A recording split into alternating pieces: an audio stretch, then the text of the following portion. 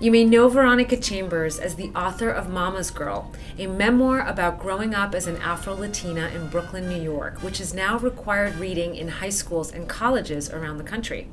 But she's also the author of countless essays, short stories, and 25 books, 4 of which have reached the New York Times bestsellers list. That's incredible.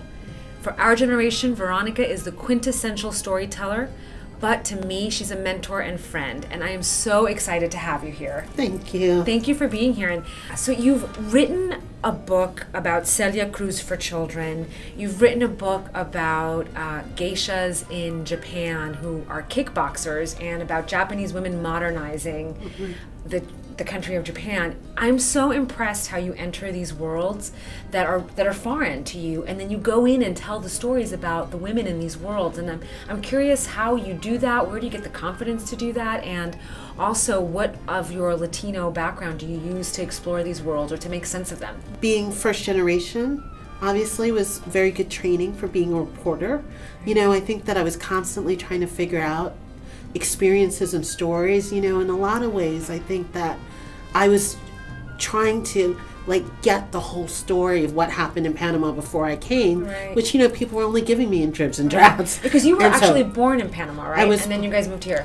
I was born in Panama. We left when I was 18 months, and then we actually lived in northern England. And until I was 5, and then we moved to Brooklyn. So I always say, if my Panamanian accent is unlike any you've ever heard, it's had a few. It's had a little bit of a migratory pattern. Yes. And so I think, you know, growing up, I was telling you, my mom spoke to us in Spanish. We answered in English. So I didn't really speak Spanish very well until I was 12 or 13 and started taking it in school. So it was first I got to learn Spanish so I can get in people's business. And then, you know, I got to try to figure out the story of my family. And then I think from there it became a very natural extension.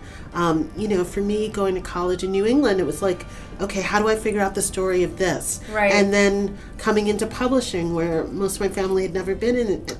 You know, how do I figure this out? And then I think it just started to broaden from there, and I always loved travel. The Afro-Latina identity. Yeah. What did you always identify as Afro-Latina? When did you start sort of thinking okay, this is now a sort of category that I belong to? Well, you know, I think for me growing up, a lot of times, you know, our neighborhoods Panama's such a small country, right?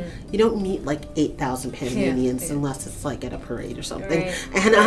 And so a lot of the Latino communities were Puerto Rican, and people would be well, you're not Puerto Rican, but what are you? And your mother speaks Spanish. And so I felt when I was really young, there was a lot of confusion about it. But then one of the reasons I was so happy to do that Celia Cruz book, and I got to do a short interview with her before she died.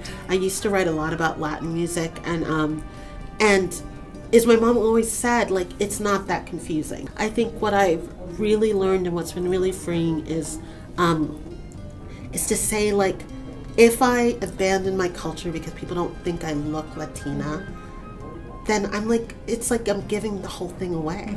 It's literally I'm there's a treasure chest in my house, and it's full of all this gold that is my heritage. You know, I think the thing that I've sort of learned is that we're all storytelling all the time.